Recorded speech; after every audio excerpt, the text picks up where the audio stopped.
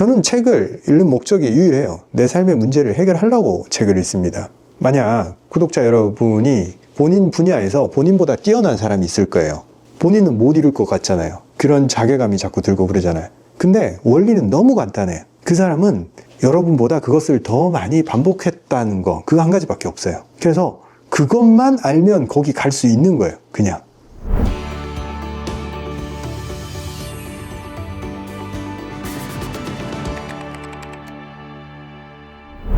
안녕하십니까, 이승훈 원장입니다. 스튜디오 촬영 구도를 좀 바꿔봤어요. 자, 분위기도 편안해졌고 하니까 오늘은 책에 대해서 말씀드리도록 할게요. 많은 분들이 책 추천을 원하셨어요. 그래서 어떤 책을 추천을 할까 생각을 해봤는데, 제가 주변에 우리 직원들이나 부원장들, 뭔가 발전을 원하는 친구들한테 제일 많이 추천해주는 책이 그릿입니다. 그릿 읽어보신 분들 아실 거예요. 이 책은 딱 두 단어로 요약이 됩니다. 열정과 끈기. 굉장히 중요한 두 단어죠. 이걸 제대로 이해하기만 하면 세상에 이룰 수 없는 게 없다라고 말할 수 있어요. 사실 열정이 존재하는 사람이 끈기까지 있어봐. 못 이룰 게 뭐가 있겠어요. 저는 이 책을 읽으면서 정말 많은 도움을 받았어요. 제가 더 이상 성장하지 못하고 있던 긴 세월 동안 무엇이 문제였을까를 봤을 때, 열정과 끈기라는 걸 재발견을 했어요. 이 책을 통해서. 근데 생각보다 이 책을 추천받아서 읽어본 친구들한테 내가 다시 물어봐요. 그릿을 읽고 무엇을 느꼈으며 삶의 변화가 생겼냐고. 똑똑한 친구들이어서 여기서 단어는 다 잘 뽑아내요. 열정과 끈기에 대해서 이야기하는구나 라는 것까지는 대부분 찾아내는데, 근데 삶이 바뀌었냐라는 측면은 아직은 잘 모르겠다. 돌아온 대답이 대부분 그거였어요. 그래서 이 부분이 되게 흥미로웠어요. 저는 곰곰이 생각을 해봤어요. 그래서 내린 결론은 책이란 게 질문이 내 안에 가득 쌓였을 때, 이거에 대한 대답이 필요할 때, 간절할 때, 그때 그 대답을 해주는 책을 만나면 그걸 다 흡수할 수 있어요. 그대로 그 책의 내용이 너무 와닿아서 전율이 일어난단 말이에요. 근데 간절하지 않았어. 질문이 무르익지 않았어. 그때 이런 책을 읽으면 또 나를 힘들게 닥달하는구나, 이 책이. 이런 걸 또 탑재해야 되는구나 라고 그냥 부담을 느껴버려요. 제가 이 책을 언제 읽었냐면 한 5년 전인 것 같아요. 보통 사람들보다는 원래 열정과 끈기가 있는 사람이에요. 그래서 남들보다 훨씬 스스로한테 동기부여를 하고 철학책도 좋아하고 자기계발서도 많이 읽고 그리고 목표 설정도 꾸준히 해왔단 말이에요. 그런데 삶이 고만고만해. 그 다음 단계로 나아가는 게 생각보다 어렵더라고요. 그래서 왜 내 삶의 사이즈가 여기서 그 다음 단계로 못 넘어갈까? 이걸 한참 동안 고민을 하던 때였어요. 별 기대를 하지 않고 이 책을 펼쳤는데, 여기서 어떤 측면에서 제가 이 책에 대해서 감명을 받았냐면, 내가 생각하던 열정은 그냥 현실 안주였구나. 이걸 먼저 느꼈어요. 우리가 보통 어떤 열정이 있다 이렇게 얘기를 하면서 보통 내 삶에서 일반적으로 내가 생각할 만한 그 단계보다 약간 더 높여서 생각을 하면서 이걸 열정이라고 표현을 해요. 남들보다는 열정이 있어 보이거든. 왜? 남들은 현실과 타협하면서 살잖아. 그런데 나는 그것보다는 조금 더 노력을 해서 내 삶을 한번 바꿔보려고 하고 있단 말이에요. 그래서 나는 열정이 있다라고 보통 그 정도까지 생각을 해요. 근데 여기 그릿에서 제시하는 열정은 그 정도 얘기를 하지를 않아요. 네 인생에서 정말 기나긴 시간 동안 네가 상상할 수 없는 그 영역을 넘봐라 라고 얘기를 해요. 낮은 강도의 열정 가지고는 삶이 변화하지 않는다는 거죠. 정말 내 삶에서 내 시간과 내 노력과 내 에너지를 투입해서 할 만한 가치가 있는 거, 그걸 찾아내서 현재 내가 달성할 수 있을 것 같은 목표 말고 정말 뛰어난 사람이 달성할 것 같은 그런 목표를 잡으라고 해요. 그때 느꼈어요. 내가 열정을 가지고 어떤 걸 추구를 할 때 현실 안주의 범주에 속해 있었구나. 그냥 무서워서 그 다음 단계는 내가 달성할 수 없다라는 그런 생각이 내 마음속에 지배적으로 있었기 때문에 그 다음 걸 생각을 하지 않았던 거죠. 그릇을 키우지 못했던 거죠. 그리스의 내용 중에 이제 운동부들 있죠. 그 미식축구라든가 악기를 다루는 얘기들, 그런 게 예시로 많이 나와요. 몸을 쓰고 악기를 배우고 그런 과정에서 어떤 열정을 부여를 하고 그걸 끊임없이 끝까지 이룰 때까지 지속하는 거, 그리고 흥미를 유발해서 열정이 유지되게 만들 수 있는 그런 장치들, 그런 게 존재해야지만이 계속 지속했을 때 장인이라든가 마스터라든가 어떤 성공이라든가 그런 영역에 도달할 수 있다. 그리고 미식축구라든가 그런 데 있어서도 계속 열정을 불어넣고 매일매일 반복하는 훈련을 통해서 트로피를 거머쥘 수 있다. 끊임없이 이 그리스에서 하는 얘기가 성공은 재능보다 지속력에 있다, 이 얘기를 합니다. 여기서 제가 한 대 얻어맞은 것 같았죠. 왜냐? 저도 뭔가를 지속하고 있었지만 진정으로 그 열정을 불어넣을 만한 그 요소를 제 일에서 발견하지 못했던 거죠. 그때도 진료를 하고 있었고 지금도 진료를 하고 있었지만 뭔가 너무 단기적인 이 한 명 치료해야지라는 목표 자체가 조금 국한돼 있었어요.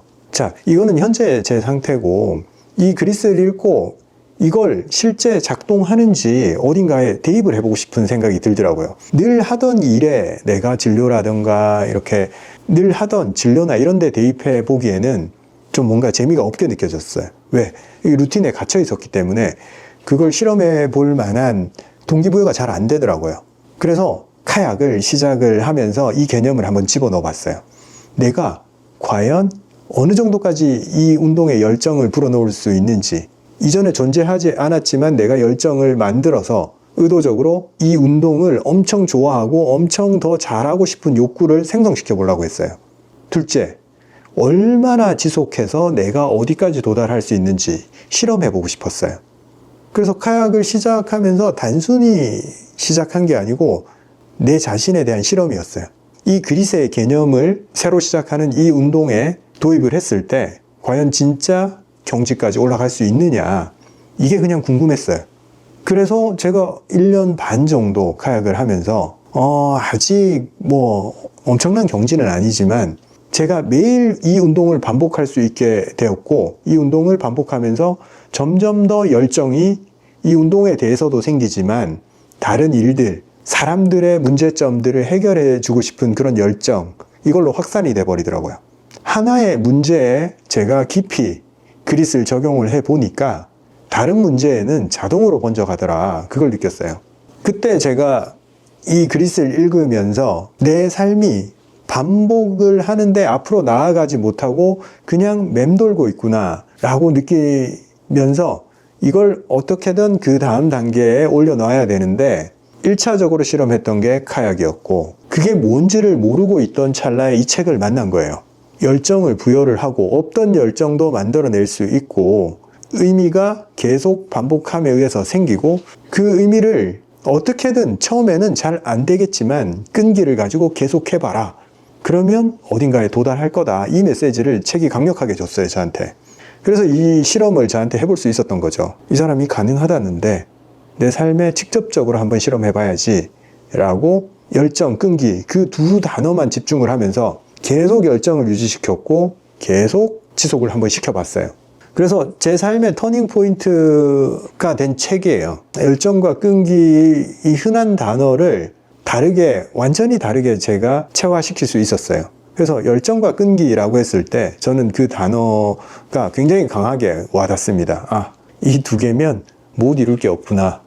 근데 이 책을 읽고 그 다음 단계로 못 넘어가는 사람들은 삶의 문제를 해결해야겠다, 내가 이 문제를 해결하기 위해서 뭔가 간절히 필요한 개념이 필요하다, 이걸 아직 못 느낀 상태에서 이 책을 읽으면 그냥 좋은 얘기 하네, 여기서 끝날 수가 있어요.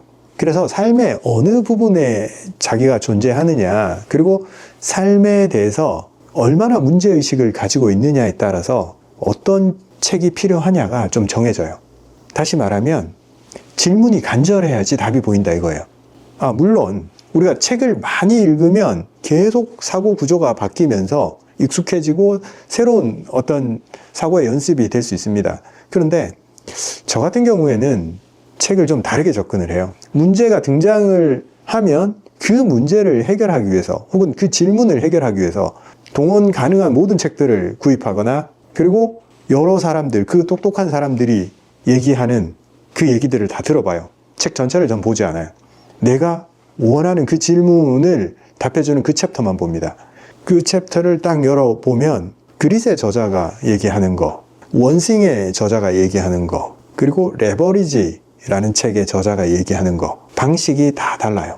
다 다르지만 자기 나름대로 깊이 고민해서 혹은 많은 책을 읽어서 얻은 통찰을 자기 책에다가 적어놨어요. 그래서 그걸 고스란히 내가 받아들일 수 있단 말이죠. 어떤 책을 읽을 때 조금 더 간절해야 된다, 이 얘기를 하는 겁니다. 내 문제, 내 삶의 문제를 반드시 해결하고 말 테야, 이런 각오로 책을 보면 그 책을 거의 씹어 먹을 수 있습니다. 좋은 얘기 보려고 책을 읽으면 끄떡끄떡 좋은 얘기야, 이 사람 대단하네, 끝입니다. 그러려고 책을 읽을 수도 있어요. 근데 우리 삶의 문제를 해결하고 싶지 않을까요? 저는 책을 읽는 목적이 유일해요. 내 삶의 문제를 해결하려고 책을 읽습니다. 자, 그러면 질문이 있는 상태에서 책을 보면 흡수가 엄청 빠르다, 이 말씀을 드렸는데, 삶에서 질문이 어떻게 등장을 할까? 나는 삶에 대해서 별 질문이 안 떠오르는데, 이런 사람들이 있을 거예요. 삶을 당연하게 생각하기 때문에 그래요.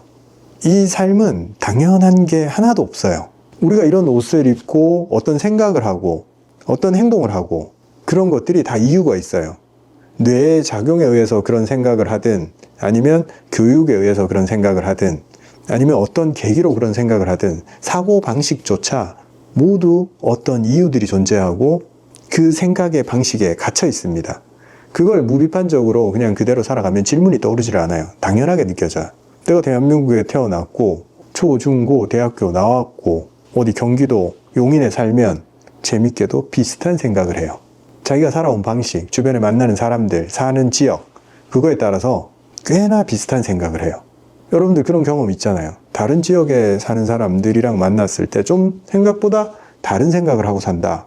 대한민국 이 좁은 나라에서조차 그런데 외국 나가면 더 어떻겠어요? 완전히 다른 생각을 하고 삽니다. 근데 한국 사람들은 사고를 자꾸 표준화하려고 그래.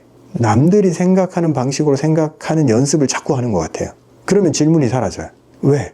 질문이 존재하는 사람은 좀 별난 사람이에요. 그리고 반골 기질이 강한 사람이에요. 야, 그거 해야 되는 거야. 당연한 거야. 튀려고 하지 마. 너 그러면 안 돼. 이 사회가 다른 생각을 가지고 있는 사람들을 잘 용납을 하지 않잖아요. 그래서 다른 생각을 가진 많은 사람들이 그 질문들을 스스로 묻어버립니다. 엄마한테 물어봐도 그거 당연한 거야. 회사에서 어떤 의문을 가지고 일을 하려고 하는데 원래 하던 대로 하세요. 이런 대답들이 돌아오잖아요. 그래서 별 의문을 가지지 않고 그냥 하던 방식대로 생각을 하고 질문은 묻어버립니다. 질문을 안 하고 사니까 내 삶에서 발생하는 불합리함이나 고통 같은 걸 당연하게 받아들입니다. 이걸 해결해야겠다라는 생각보다는 그냥 고통이 왔네라고만 생각을 해요. 해결 가능하다라는 생각으로 빨리 못 넘어갑니다. 그래서 계속 고통스러워하고 누군가를 탓하게 되고 자기는 해결할 수 없는 존재라 생각하고 그렇게 사고방식이 굳어져 가는 거죠. 책을 읽기 전에 먼저 질문부터 할 수 있어야 된다. 그러면 책을 제대로 읽을 수 있다. 자, 얘기가 좀 길어졌는데 책 하나 추천하는데 말이 너무 많죠. 본론으로 돌아가서, 자, 그릿은 누가 읽어야 되나? 누가 읽어야 되지? 열정이 없는 사람이 읽어야 되나? 그릿은 누가 읽어야 되나? 목표지향적으로 살아오면서 계속 목표를 이루기 위해서 살아와서 어느 정도 이뤘거나 그걸 과연 얼마까지 어느 정도 지속을 할 수 있느냐, 여기에서 막히는 분들이 읽으면 좋을 것 같아요. 대부분 조금 하다가 말아요.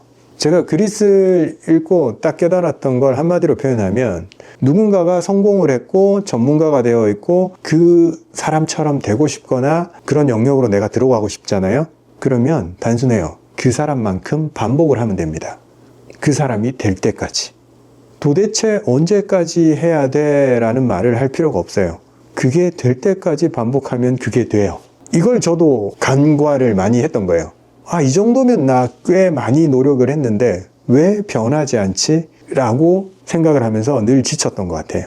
그런데 지금은 이 과정 자체, 이 반복하는 과정 자체도 꽤 괜찮다 느끼기 때문에 그냥 언젠가는 되겠지라고 반복을 합니다. 그러면 돼요. 될 수밖에 없어요. 확실하게 그걸 느낍니다. 그걸 해본 분들은. 그게 의심이 되는 사람이 이 그리스를 읽으면 확신으로 바뀔 거예요. 아, 정말 이런 일이 일어나겠구나. 내가 충분히 반복하기 전에 항상 멈췄구나. 이걸 느끼게 될 거예요. 그리스는 거의 정답을 얘기하고 있어요. 결국에는 될 거다. 반복하면. 만약 구독자 여러분이 본인 분야에서 본인보다 뛰어난 사람이 있을 거예요. 그 사람은 넘사처럼 보이고 와 그냥 감탄만 나오고 본인은 못 이룰 것 같잖아요. 그런 자괴감이 자꾸 들고 그러잖아요. 근데 원리는 너무 간단해요. 그 사람은 여러분보다 그것을 더 많이 반복했다는 거, 그 한 가지밖에 없어요. 그럼 자, 이걸 그리스를 읽고 현실에 어떻게 적용할 거냐?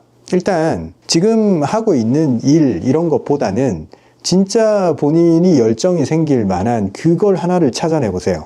아, 이거라면 나 열정을 가지고 할 수 있겠어. 취미든 뭐든 아무 상관없어요. 근데 주로 그 열정이란 게 그냥 일에서 나오기 힘든 경우가 많잖아요. 그래서 취미를 잡는 게 더 좋아요. 열정을 가질 만한 뭔가, 아, 이거 내가 버킷리스트야. 이런 걸 먼저 한번 설정해서 열정부터 만들고, 그리고 그걸 언제까지 지속할 거냐. 그걸 어떤 경지에 오를 때까지 계속 반복해 보는 거예요. 그러면 재밌는 일이 벌어집니다. 오늘 스튜디오 분위기를 바꿔서 이렇게 처음 진행해 봤는데 저도 분위기가 바뀌니까 톤도 좀 바뀌고 어색하고 좀 그런 측면이 있습니다. 좀 어떻다 이렇게 피드백을 주시면 또 참고해서 분위기를 계속 바꿔보도록 하겠습니다. 감사합니다. 다음에 뵙겠습니다.